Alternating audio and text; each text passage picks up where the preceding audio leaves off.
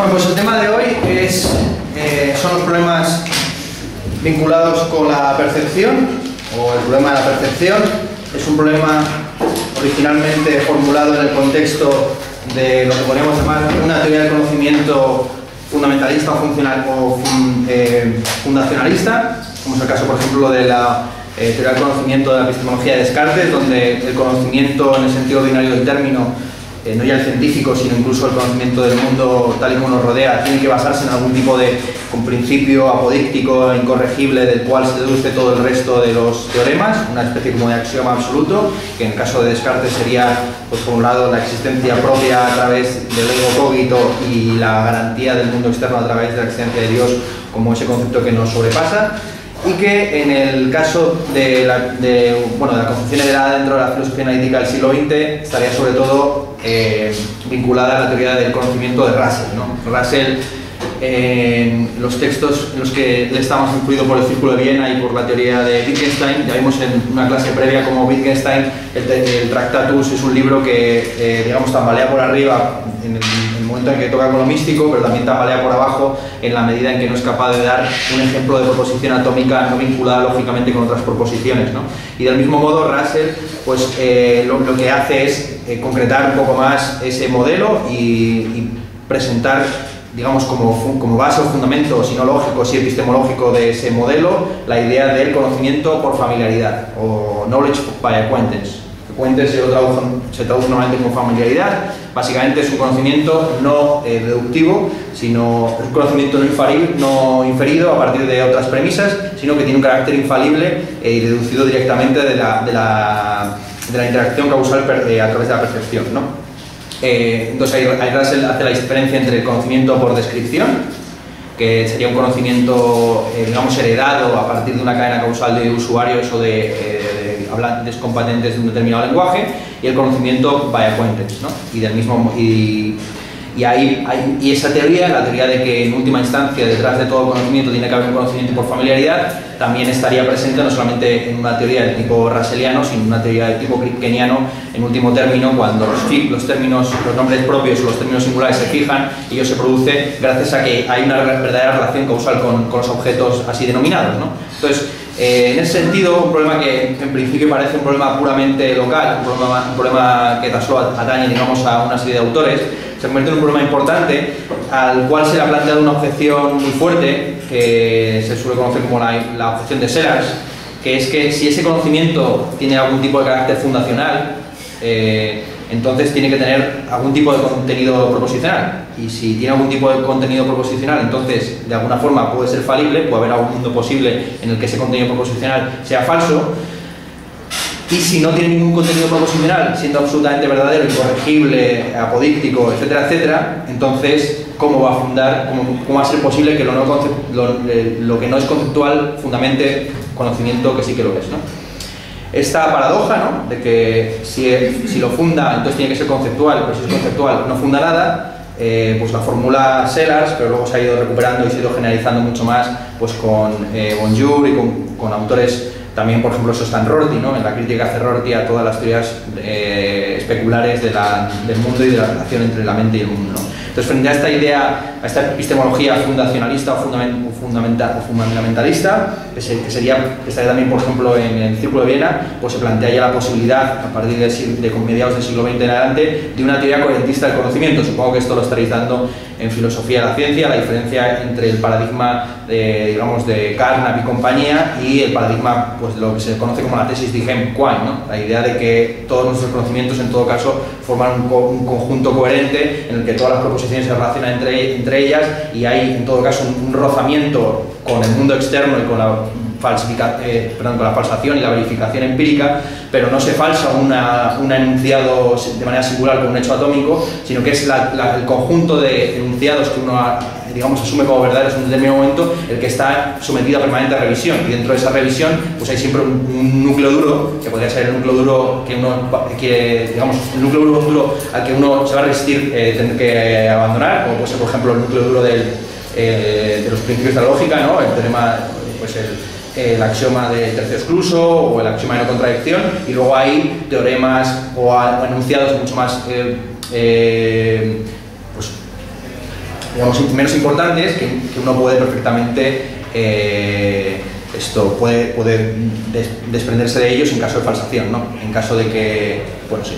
Por ejemplo, hay hipótesis acerca del estado lumínico del experimento, etcétera, si en caso de que estés haciendo un experimento, ¿no? Entonces, bueno, se puede decir que frente a ese modelo fundamentalista o fundacionalista, la teoría de Quine, de Duhem y de Rorty, pues plantean otro modelo de relación entre los enunciados y la realidad, que también se encuentran y esa objeción de Sellars a la teoría fundacionalista de Russell, pero también a toda la tradición desde Descartes en adelante, se encuentra en el debate entre Popper y el Círculo de Viena, ¿no? Cuando Popper les dice a los del Círculo de Viena que la diferencia entre el lenguaje observacional y el lenguaje teórico no tiene apenas ningún sentido, porque cuando uno contrasta una hipótesis, el lenguaje observacional siempre está cargado teóricamente, ¿no? Entonces, si no hubiera lenguaje teórico que digamos, cargara semánticamente ese lenguaje observacional, verdaderamente no habría falsación como tal, ¿no? Entonces, bueno, no vamos a entrar mucho más, ¿no? Como insisto que esto lo veréis, supongo, en filosofía de la ciencia.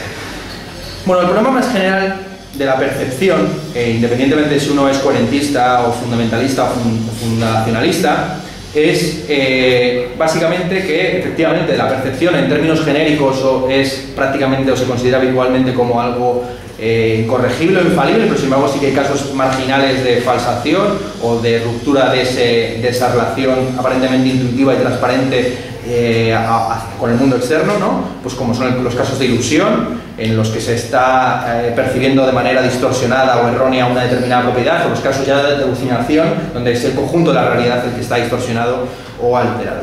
Bueno, frente a este problema, la respuesta una respuesta tradicional, que de hecho el propio término que se le aplica a esa teoría ya la designa como una teoría fallida, ¿no? Que sería el realismo naif. El realismo naif es la respuesta tradicional a este tipo de problemas, concibe que efectivamente la relación de percepción como una relación distinta de la relación de creencia o de la relación de deseo o de la relación incluso de enjuiciamiento o de valoración es una relación de conciencia, awareness, o sea, de conciencia, vamos a traducirlo así, pero siempre que hablo de conciencia ahora en esta clase me refiero a awareness, a estado consciente, a atención, ¿no? Es un estado de atención consciente a objetos de carácter no representacional, ¿no? Entonces, a diferencia de la creencia, que es un estado, una actitud proposicional que vincula contenidos representacionales y conceptuales, lo que tendría de específico la percepción como la mera intelección intuitiva y directa del mundo sería que no es representacional, sino que es absolutamente, digamos,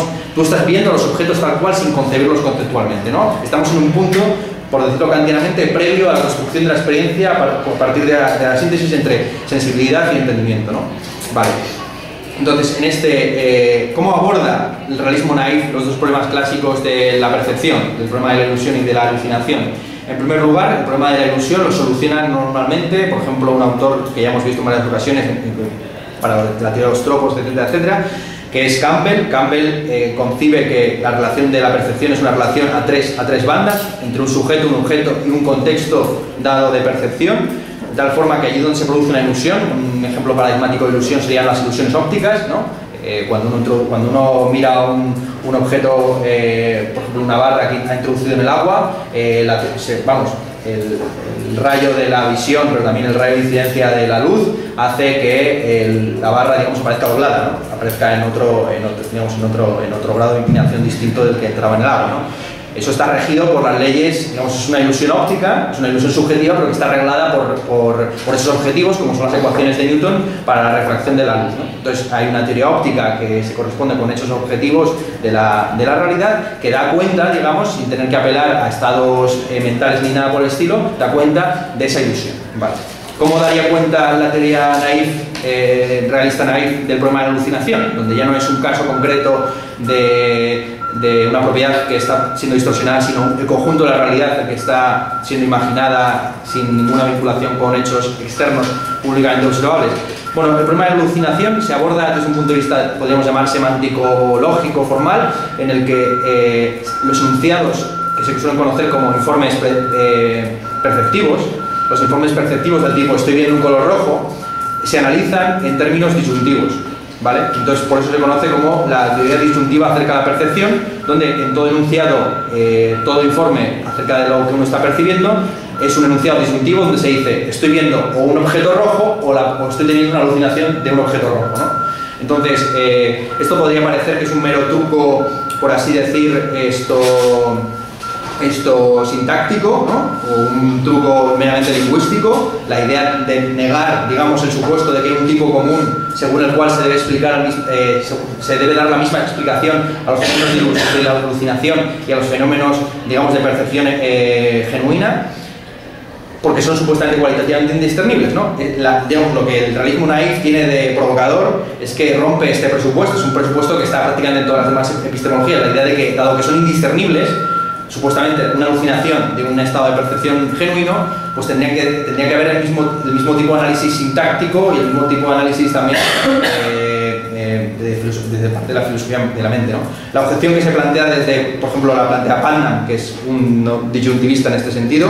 Putnam dice que la indiscernibilidad subjetiva no es transitiva, mientras que la relación de identidad entre los estados mentales sí que debería serla, porque la relación de identidad, como ya vimos en la primera clase, es una relación transitiva, de tal forma que efectivamente la indiscernibilidad subjetiva no puede ser una condición suficiente para la identidad entre estados mentales, para la identidad entre esos dos estados, el estado de alucinación y el estado de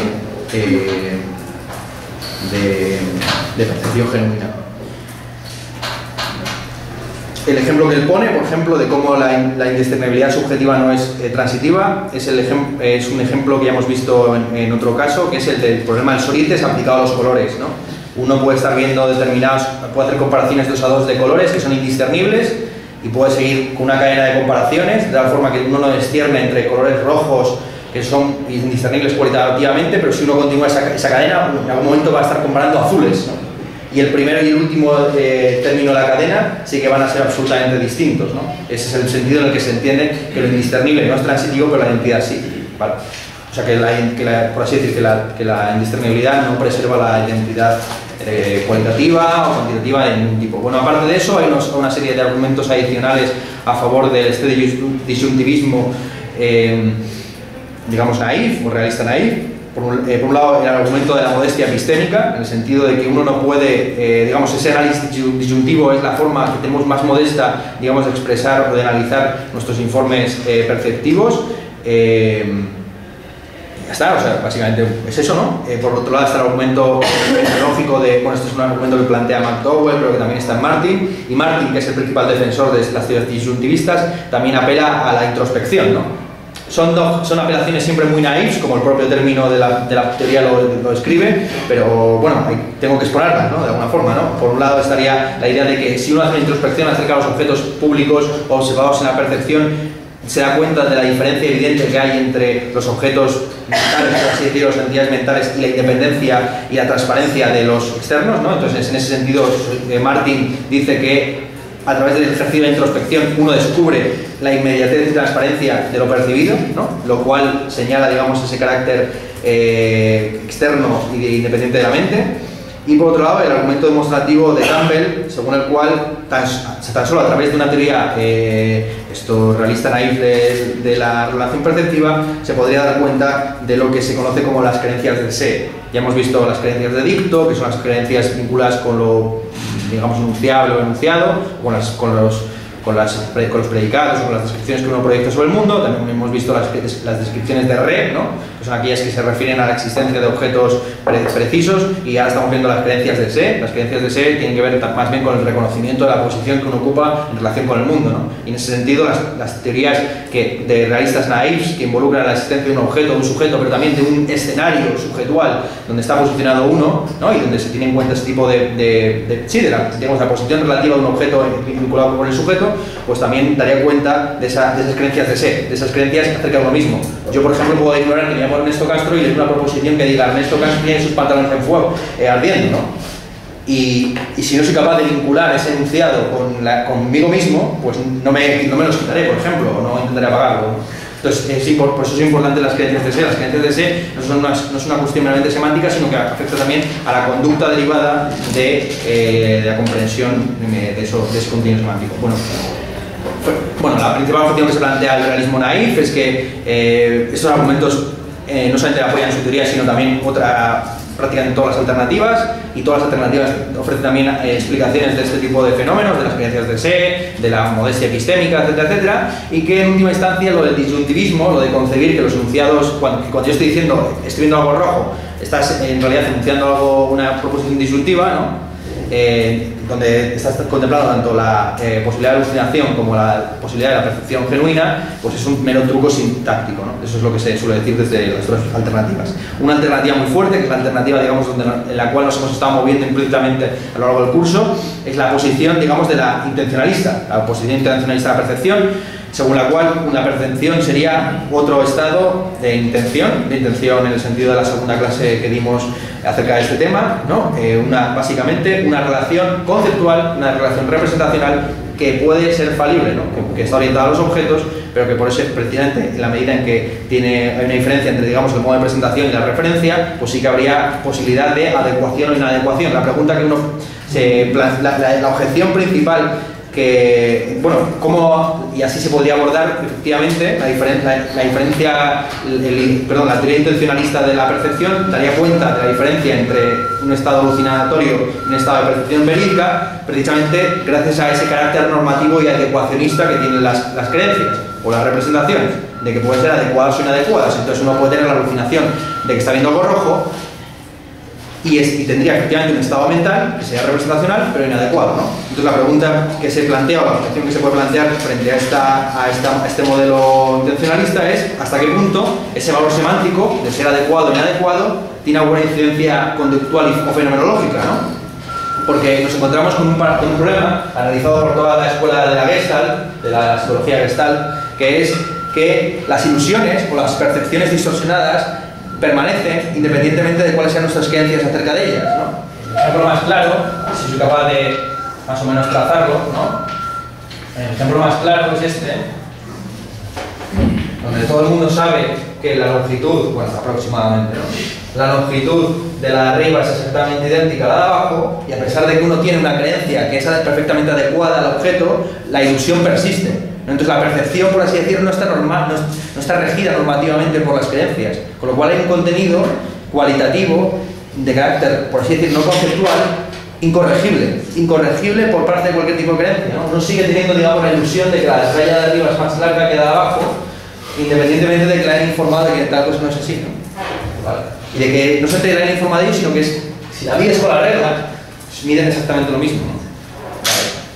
Entonces este es de hecho este se conoce, ¿no?, como la ilusión Müller, que son dos psicólogos de la escuela precisamente de la Gestalt. Vale. Entonces aquí nos enfrentamos con un tema problemático para todas las tradiciones intencionalistas, que es el carácter no conceptual de lo que está precisamente en la percepción, ¿no? El contenido no conceptual de la percepción. Aquí hay varias explicaciones de este contenido, de cómo es posible que haya un contenido no conceptual en la percepción. Por un lado está, por ejemplo, la teoría de Bloch, según la cual la percepción sería analógica frente a la creencia, que sería meramente digital, y Bloch está haciendo un uso privado o personal o particular de la distinción entre digital y analógico. Según él, analógico sería aquel contenido que, siendo representacional o conceptual, no solamente vehicula su propia información, sino también la forma en la que está, codificado, ¿no? Por ejemplo, la diferencia, lo analógico sería aquello que no solamente se dice, sino se muestra, por decirlo en términos wittgensteinianos, ¿no?, que no tiene un contenido proposicional, pero sin embargo es una información adicional que viene con el propio carácter analógico o físico, matérico de la percepción, mientras que las creencias serían digitales en el sentido de que si uno pudiera, por ejemplo, comunicar información sin pasar por una realidad, digamos, si uno pudiera comunicar pensamientos directamente, ¿no?, o creencias directamente mente a mente, pues tan solo se produciría la comunicación de esa entidad concreta, ¿no? O cuando uno está concebiendo, o está pensando en sus propias creencias, lo que uno percibe en todo caso simplemente es el contenido informacional, pero no todo ese añadido de lo que se muestra, ¿no?, de lo que no se dice o de lo que no se piensa, pero se muestra. Vale. Luego Otra explicación sería, por ejemplo, el carácter no combinatorio de la percepción per se, o sea que lo que nos está dando la percepción es absolutamente continuo y no tiene cortes, con lo cual no puede ser recombinado como se combinan las ideas o como se combinan los conceptos o como se combinan las proposiciones. Y un ejemplo paradigmático del contenido no conceptual sería aquellas percepciones que son evidentemente muy finas, pero para las cuales no tenemos nombres, ¿no? Gareth Evans es el que introduce. Gareth Evans ya lo vimos porque le llamé en una ocasión el infante terrible de la filosofía analítica. Es un chaval que se murió en un accidente de coche con 34 años. Gareth Evans formuló una pregunta así muy inquietante en un texto del año 82 donde decía: ¿sois capaces de enunciar, de tener palabras para enunciar todos los matices de color que uno percibe? No existen, es decir, y sin embargo se perciben, ¿no? De alguna forma. Entonces, el hecho de que haya matices de color cualitativos que son absolutamente evidentes desde el punto de vista subjetivo, pero que uno no puede enunciar, pues ya nos está dando una pista de esa realidad que nos desborda perceptualmente, que desborda por lo menos cualquier tipo de marco conceptual. Y por mucho que uno quiera ajustarse finamente con las palabras a la realidad, siempre va a haber un contenido analógico en el sentido del blog que va a desbordarlo, pero que sin embargo está ahí, que se muestra y que es absolutamente evidente y transparente, ¿no? Y externo, ¿vale? Bueno, aquí ya, ¿cómo llamar, ¿no? Entonces, eso que es indiscernible, ¿no? O eso que es irreductible de la percepción del mundo externo. Bueno, el término que se suele utilizar en la literatura de filosofía analítica es qualia, ¿no? Los qualia o el quale. Este término en latín lo introduce básicamente Peirce, pero luego lo recupera y le da un uso contemporáneo Lewis. La idea los quales serían precisamente eso, ¿no? Ese elemento irreductible de la experiencia sensible. ¿Qué tipo de experiencias tendrían qualia, ¿no? Según Galen Strawson, incluso habría qualia específico, irreductible y propio de la experiencia subjetiva en el hecho, por ejemplo, del eureka, ¿no? El eureka o el comprender un enunciado, o incluso, y él habla incluso, Galen Strawson, de experiencia de la modalidad, ¿no? De que uno, cuando concibe posibilidades, también está teniendo una experiencia de carácter irreductible. Bueno, la mayor parte de los autores no se comprometen con tanto, sino que básicamente entienden que los cuales son algo específico de la percepción, pero no, por ejemplo, de la comprensión puramente intelectual. ¿Vale?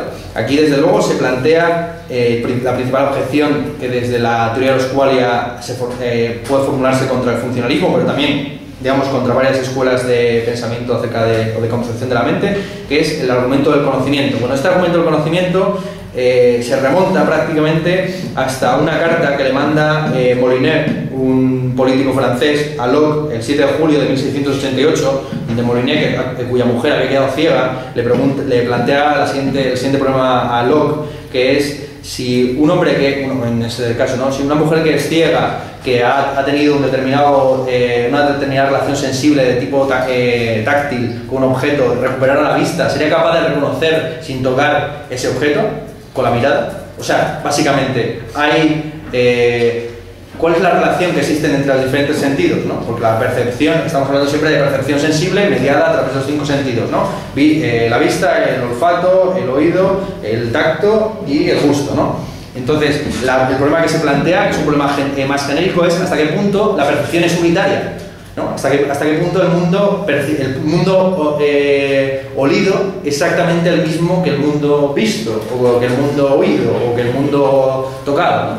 Bueno, pues claro, la carta de Molinet se consideró tan importante que el propio Locke la cita tal cual en el capítulo 32 de la segunda parte de la segunda edición de los ensayos, y no solamente eso, sino que prácticamente todos los autores del contexto, digamos, de finales del siglo XVII, comienzos del XVIII, tienen que dar una respuesta y dar una respuesta a esta pregunta, ¿no? La pregunta acerca de cuál es la relación exacta que existe entre los sentidos y exactamente a cuántos mundos sensibles nos vemos enfrentados permanentemente en la percepción ordinaria del mundo externo. Bueno, según Berkeley, la relación entre los sentidos es arbitraria y se basa en la experiencia, bastante coherente con su teoría, digamos así, idealista de la relación mente-mundo, ¿no? Prácticamente una reducción al absurdo del ocasionalismo de Malebranche. Según, por ejemplo, el propio Locke y Moliner decía que era una relación necesaria, en el sentido de que el mundo percibido es siempre el mismo, pero que es una relación aprendida a través de la experiencia recurrente, y en ese sentido la respuesta sería no. La respuesta sería una señora que acaba de ver por primera vez un objeto con el que ha tenido relación táctil a lo largo del tiempo, no sabría reconocerlo, salvo ya, digamos, habiéndolo tocado o habiendo tenido o sea, habiendo precisamente teniendo las dos experiencias a la vez, ¿vale?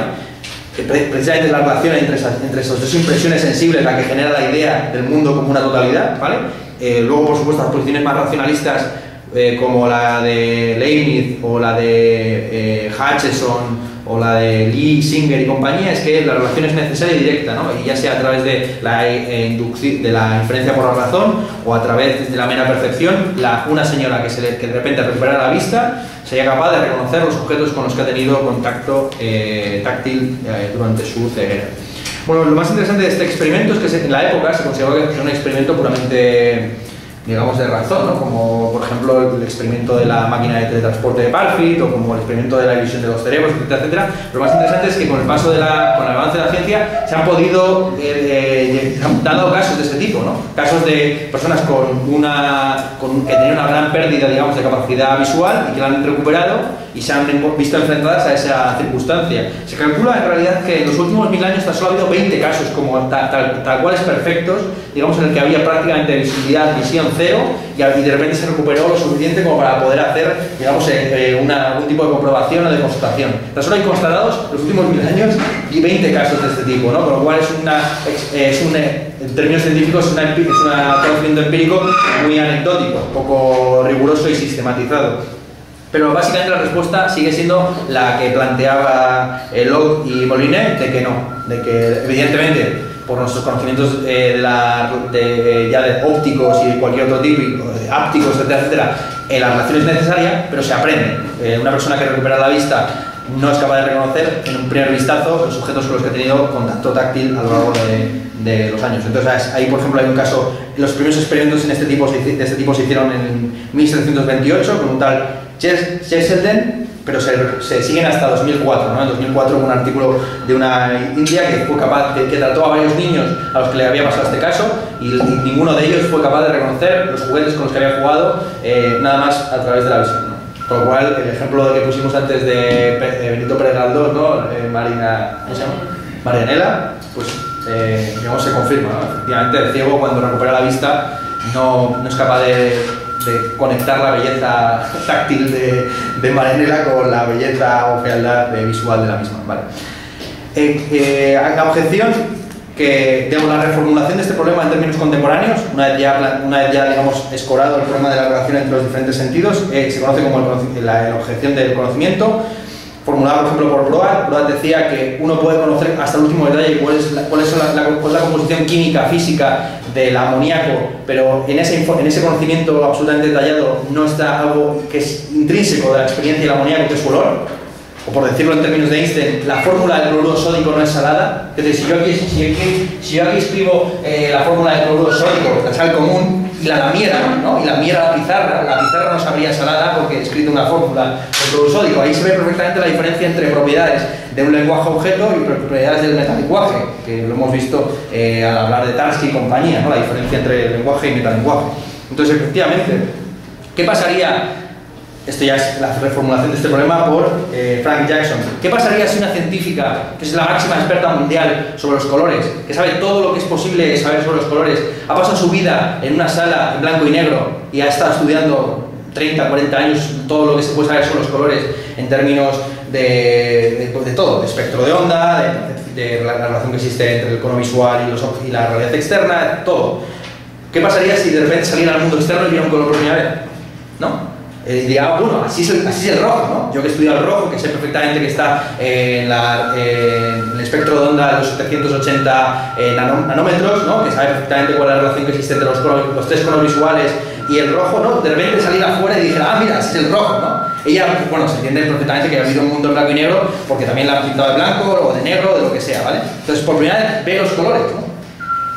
En ese experimento se entiende que ella, digamos, ha obtenido algún tipo de información, ¿no? Acerca del mundo. Al ver por primera vez el rojo, de experimentarlo físicamente, ¿no? De ver mi chaqueta roja, Entonces, claro, ¿qué es lo que ha aprendido exactamente la científica de turno? Vale. Según algunos, según digamos los más reacios a aceptar qualia o hechos puramente subjetivos del mundo, lo que ha aprendido la científica es tan solo un conocimiento práctico, o sea, ha aprendido un know-how, ha aprendido una forma puramente práctica de vincular su saber cognoscitivo con el mundo externo. Entonces no hay ningún tipo de información, lo único que sí es igual que uno aprende, digamos, a cocinar, pero que no, digamos, un conocimiento puramente práctico.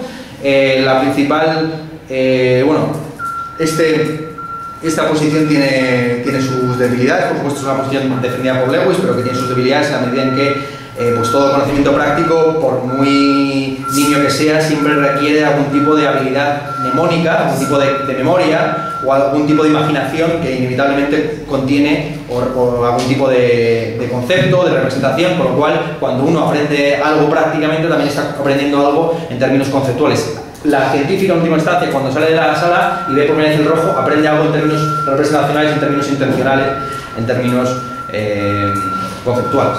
Bueno, la mayor parte de los autores se posicionan, la mayor parte de los autores quieren evitar, digamos, quieren evitar la posición más extrema, que es sostener que la científica, cuando sale al mundo, descubre nuevos hechos, ¿no? Porque eso supondría que hay hechos subjetivos que uno no puede conocer de manera puramente cognoscitiva, ¿no? Entonces, lo que entienden es que hay un nuevo conocimiento, pero son los viejos hechos. Se conoce la posición como New Knowledge, Old Facts, o sea, nuevo conocimiento, viejos hechos. La posición más tradicional aquí al respecto es, por ejemplo, la posición fregiana, ¿no? Donde lo que se descubre es un nuevo modo de presentación del objeto, o por ejemplo lo que Tai denomina un concepto predicativo fenoménico, o incluso tenemos una relación de se, una relación de posición del sujeto en relación con esas realidades fenoménicas externas. O bien, quizás aprenda un nuevo hecho, ¿no? Aquí, claro, para saber si los colores en sentido fenoménico del término son hechos independientes, digamos, de su composición en términos físicos sí, hay que definir científicamente los colores, ¿no? Esto nos vemos obligados a ello. Entonces, bueno, puede ser muy breve, puede ser muy esquemático, pero por lo menos algún tipo de rudimentos sí que hay que plantear, ¿no? Vale. Los colores suelen definir siempre en torno a 3 criterios. Los criterios habituales son prácticamente todas las teorías científicas acerca del color, pues entienden que desde un punto de vista fenoménico los colores están compuestos por 3 criterios: por el matiz, en inglés es hue, ¿no? El matiz, el brillo y la saturación, ¿vale? Entonces, con estos, el matiz estaría formado, ¿no?, el famoso círculo de Munsell, por la contraposición entre el rojo y el verde, el azul, el amarillo, ¿vale? Y digamos este carácter puramente fenoménico, a su vez, tendría una correspondencia con el espectro de onda visible, ¿vale? El espectro de onda visible para el ser humano está entre los 380 nanómetros y los 780 nanómetros, ¿vale? Aquí estaría el rojo, ¿vale? Aquí estaría todo lo que es el infrarrojo, y ahí estaría el violeta, y aquí estaría todo el ultravioleta, pasando por azul, verde, amarillo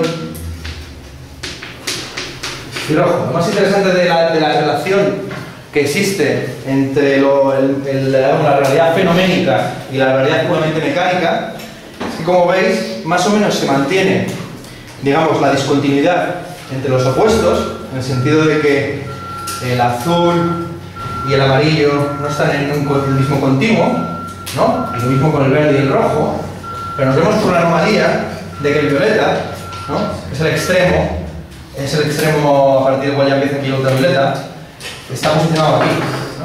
Está posicionado entre el rojo y el azul.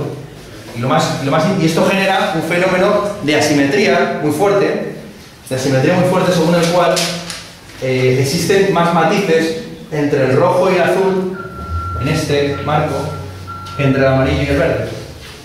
Según algunos, esto es un elemento intrínseco de cualquier espacio cualitativo. No hay cualidad, dicen algunos, sin asimetría, ¿no? Entonces es interesante, podría haber traído por ejemplo, la proyección de un espacio, de una representación en términos cartesianos de los tres ejes de Munsell, ¿no? Donde, por ejemplo, este sería el brillo, este sería el matiz, y este sería aquí un grado de 90 grados, ¿no? Aquí estaría la saturación, ¿no? Entonces se podría componer todos los colores, digamos, en torno a este eje, y veríamos que no es absolutamente simétrico en todos los sentidos. Por esto que estoy diciendo. Vale. Ya en términos mucho más... ¿Cómo vincular entonces, ¿no? Esta aparente asimetría? ¿Cómo vincular esta ausencia de isomorfismo, ¿no? Entre la realidad puramente objetual del color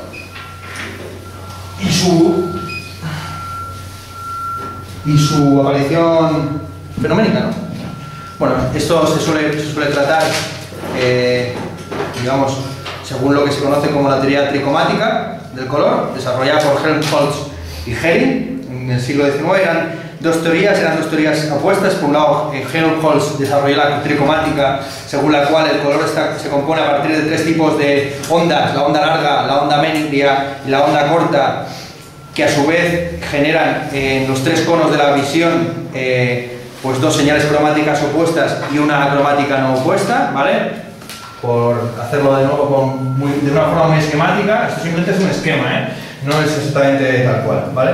Digamos, el eje rojo, voy a representar el para que no se os olvide, ¿vale? Entonces sería rojo, verde, amarillo, ¿vale?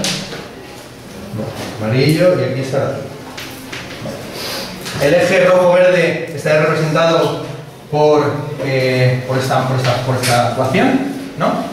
La onda larga menos la onda media, y el eje amarillo-azul está representado a su vez por la onda larga más la onda media menos la onda corta, ¿vale? De tal forma, y la cromática, ¿vale? Solamente las relaciones de saturación o de brillo serían básicamente la onda larga más la onda media, y si la onda larga menos la onda media es mayor que 0, entonces lo que estás viendo es el rojo, ¿vale? Si no es el verde. Si es menor que 0 es verde, y del mismo modo, si la onda larga más la media menos la corta es mayor que 0, entonces estás viendo el amarillo. Aunque parezca simplemente un gesto puramente de ostentación, me parecía importante que se viera el tratamiento puramente científico de esta cuestión, que es una cuestión que, como sabéis, también ha generado muchas polémicas científicas, filosóficas, pero que ya son, digamos, cosas del pasado, vamos a decirlo así, ¿no? Que uno puede, estando en 2015 para el 16, tomarse en serio, por ejemplo, la teoría de los colores de Goethe, es algo como puro divertimento filológico o doxográfico, ¿no? La idea de Luch-Farber, de la existencia de un color primitivo, primigenio, a partir del cual se desarrollan por modulación el resto de posiciones, ¿no? Esta es una posición que desarrolla Goethe contra Newton, pero que ya no tiene ningún tipo de validez ni filosófico, ni por lo tanto tampoco científico. Bueno, esto que os he expuesto tiene también concomitancias para los problemas filosóficos que estamos tratando, porque junto con el problema que ya hemos visto, ¿no? El de la señora que sale de la sala en blanco y negro y ve por primera vez el rojo, hay otra objeción clásica que se suele plantear a las teorías funcionalistas de la mente, que es la teoría del espectro invertido, ¿no? Que está en Locke, pero que también se recupera en Bloch, y Bloch incluso ya pilla un poco el modelo de Putnam y plantea la idea de la Tierra invertida, ¿no? Una Tierra donde pues habrían invertido los colores, ¿no? Pues volvemos a lo mismo: amarillo, azul, rojo, verde, ¿vale? Entonces en la Tierra invertida el cielo sería esto amarillo, la sangre sería verde, el césped sería rojo, tal cual, ¿no? ¿Cuál es el problema? Que en términos puramente físicos, al no ser absolutamente simétrico, y al no poder uno, digamos, realizar esa inversión según el esquema del brillo, a partir del eje del brillo, los problemas son puramente, aquí sí que son problemas puramente conceptuales. Es decir, no es como en el ejemplo de Molinet, de qué pasaría si una ciega recuperara la visión, es que esto es imposible. Es decir, es que por la propia composición de cómo, o sea, porque de repente aparecieron otro tipo de especies, podríamos desarrollamos algún tipo de percepción distinta, según el cual ya no, digamos, el violeta quedara eliminado, ¿no? Y una vez que eliminamos el violeta y ya tan solo tuviéramos los 4, podríamos verdaderamente plantear esta objeción. Bueno, es una posibilidad puramente fáctica, digamos, la idea de qué pasaría si una persona estuviera llamando a lo que nosotros llamamos verde del mismo modo, pero subjetivamente lo estuviera viendo como si fuera rojo, ¿no? Esta es la objeción que plantea Bloch, que plantea Locke. Sería funcionalmente equivalente, sería un estado mental funcionalmente equivalente y en términos conductuales también equivalente, porque cuando tú le dijeras ¿qué cielo más azulado? ¿No? Y él diría, sí, tú estás viendo azul, lo que nosotros llamamos azul, y él está viendo amarillo, pero lo está llamando azul, ¿no? Entonces, eso plantea una objeción porque, digamos, estaríamos en términos en dos mentes funcionalmente equivalentes y no obstante cualitativamente distintas, con lo cual, como veis, las posiciones cualitativas, vamos a llamarlas así, aunque sea una categoría muy genérica y muy abstracta, las posiciones cualitativas, según van avanzando las diferentes posiciones filosófico-científicas más cuantitativas de cuantificar exactamente consistentamente, se tienen que ir refugiando cada vez en experimentos mentales más delirantes. Es decir, comparado con Parfit al comienzo del curso, ¿no? La idea de la separación de la mente, del teletransporte, la idea de la inversión del espectro cromático es incluso mucho más disparatada, ¿no? Incluso yo no sé por qué efectivamente se considera que esas mentes son funcionalmente equivalentes. Yo creo que están manejando dos términos de funcional que no termino de pillar. Pero bueno, sí que hay un caso concreto de algo muy parecido al espectro invertido, que además está científicamente comprobado, es que hay personas que tienen variaciones de percepción entre los 490 nanómetros y los 520 nanómetros. Esto es bastante, o sea, estamos hablando de una variación casi de 30 nanómetros, con lo cual hay gente que cuando tú estás diciendo que cuando tú ves azul, ellos están viendo verde, y los dos, como os habéis creado, digamos, el mismo, sois hablantes competentes del mismo idioma, estás llamándolo de la misma forma, ¿no? Con lo cual sería una próxima aproximación a la teoría del espectro invertido. Esto de que hay gente que está viendo más allá, está viendo más allá, bueno, entre comillas, ¿no? Ya voy terminando. Bueno, esto lo voy a contar más tarde. Un caso más de reducción a absurdo sería el caso, por ejemplo, en el caso del espectro audible de los perros, ¿no? Que los perros sabéis que escuchan un espectro más bajo que el de los seres humanos, escuchan ruidos por debajo del espectro más agudo del oído humano. Con lo cual, exactamente qué es lo que oye, ¿no? Bueno, hay problemas que se plantean con la última de las posiciones que quiero exponer ya hoy, que es la posición en relación con los problemas de la percepción, conocida como el sense data, ¿no? O los datos de los sentidos. La posición sense datista es una posición en primera instancia esbozada por Russell, que es el que básicamente introduce el término, el sentido técnico del término la filosofía analítica, el cual la relación de percepción es una relación con contenidos privados independientes de su evaluación externa, con lo cual sería una posición mucho más extrema que la posición intencionalista, donde incluso se daría de una manera muy grave el problema del solipsismo, ¿no? Como sabéis, Schopenhauer en su Mundo como Voluntad y Representación dijo que el solipsismo y la idea de que no existen mentes externas y que uno tan solo está, digamos, una autoafectación subjetiva es como una especie de ejército encastillado en una fortaleza inexpugnable que lo que hay que hacer en términos argumentativos no es abordarla, sino simplemente vadearla y dejarla atrás. Quiero decir, es una posición absolutamente irrefutable, pero ridícula, ¿no? Que se refuta por la vía de los hechos, como lo de Zenón de que la flecha no llega a su objetivo, ¿no? Pues tiras una flecha, pues ponte ahí que te dispara, ¿no? Efectivamente, como lo dijo también Diógenes, se puso a andar contra la objeción de que no era posible el movimiento. Bueno, aquí se plantea, y como insisto, la idea de el gran problema que también está en Descartes, de la existencia de las mentes externas, o, formulado en términos contemporáneos, el problema de los zombies, ¿no? Es posible un mundo donde haya individuos que son, en todos los términos observacionales posibles, idénticos o indistinguibles a nosotros, y no obstante, no tengan mente, ¿no? Vale. Bueno, aquí se plantea la mayor parte de los autores aceptan que es posible en términos lógicos ese mundo, es decir, que igual que es posible un mundo en el que el agua no fuera H2O sino X, Y, Z, pero que metafísicamente no es posible. Quiero decir que es una verdad necesaria a posteriori el hecho de que con una determinada complejidad cerebral, digamos, la mente viene acompañada a esa realidad, ¿no? La idea de verdades necesarias a posteriori está desarrollada por Kripke incluso Kripke tiene desarrollado una teoría, por ejemplo, de ideas de verdades analíticas a posteriori, ¿no? Entonces, bueno, esto me remito a lo que os estén enseñando en otras asignaturas.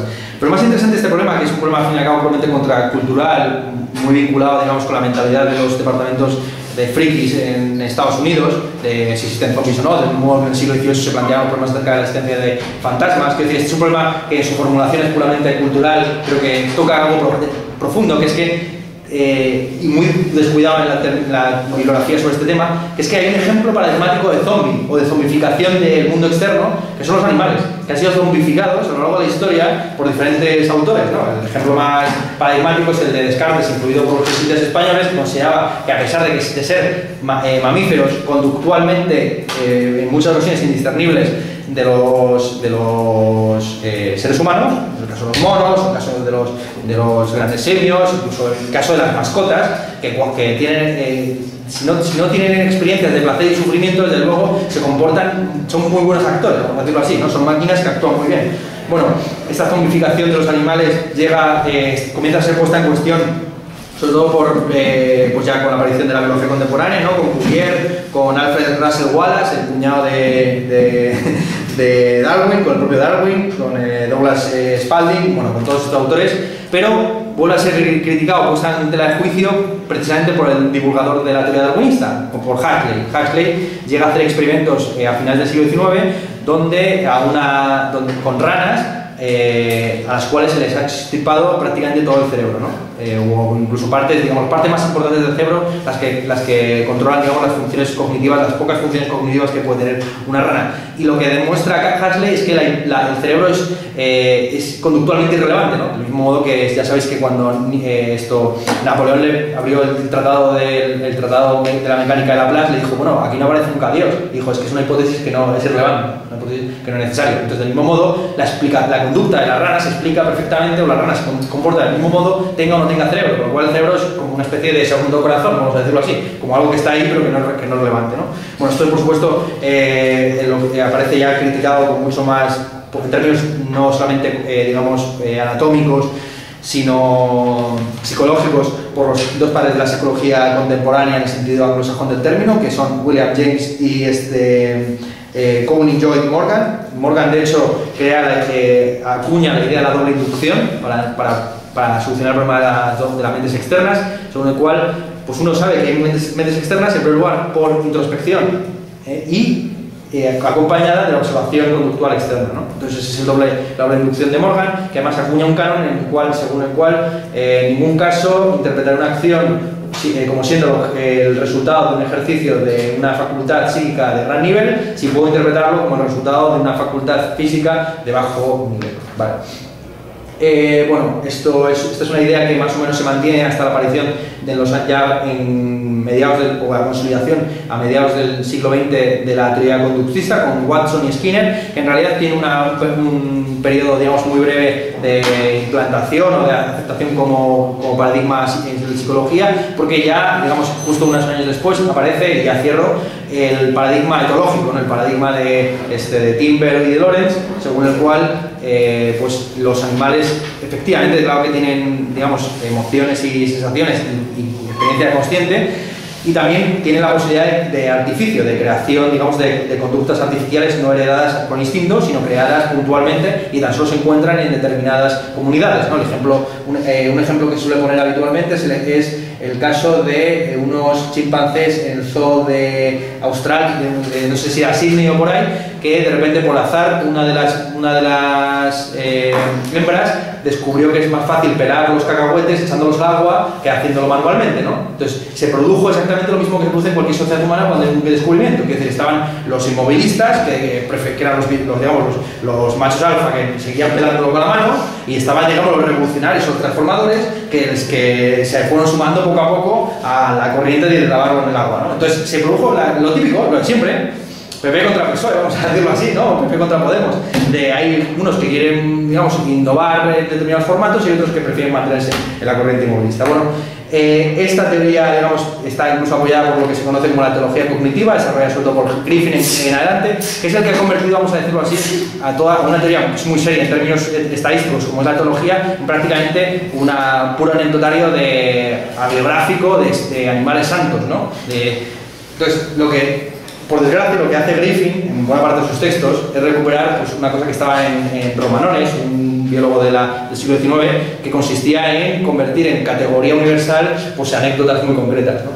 Y así que buena parte de los que suelen exponer el tema de derechos animales, etcétera, pues salen en términos puramente anecdóticos, ¿no? Del otro día, el otro día precisamente en el zoo de Singapur o donde fuera, pues un perro salvó a una paloma y tal, ¿no? Entonces es como hay una expresión, ¿no? Friend of a farmer, ¿no? O sea, los lobos amigos del campesino, ¿no? Pues siempre hay contraejemplos o contraanécdotas, pero bueno, en general está bastante establecido, aunque sí que hay autores que siguen diciendo que los animales son zombies, ¿vale?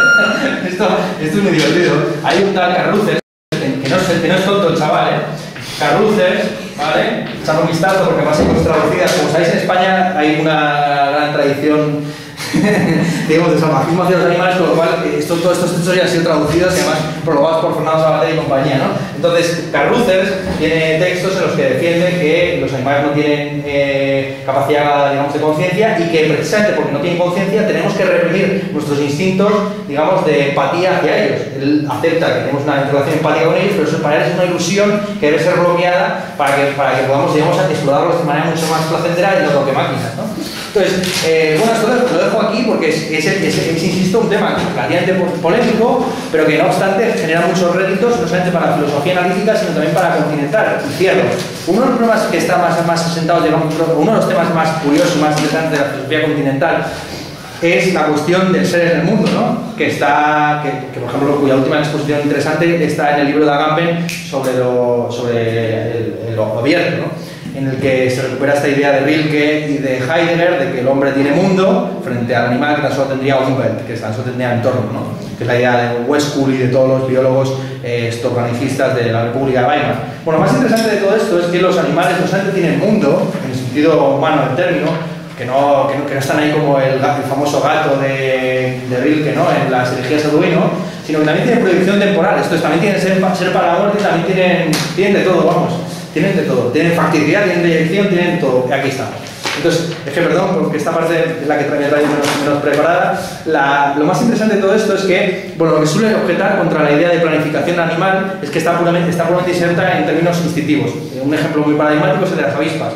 Hay avispas que parece que tienen proyección hacia el futuro en la medida en que, digamos, calculan muy bien sus acciones. Entonces, por ejemplo, cuando llevan una presa al nido de su prole, pues siempre primero inspeccionan el nido para ver si se ha entrado un depredador, o sea, dejan la presa en la entrada, entran al nido, lo inspeccionan, si no hay nada, vuelven y arrastran la presa hasta el nido.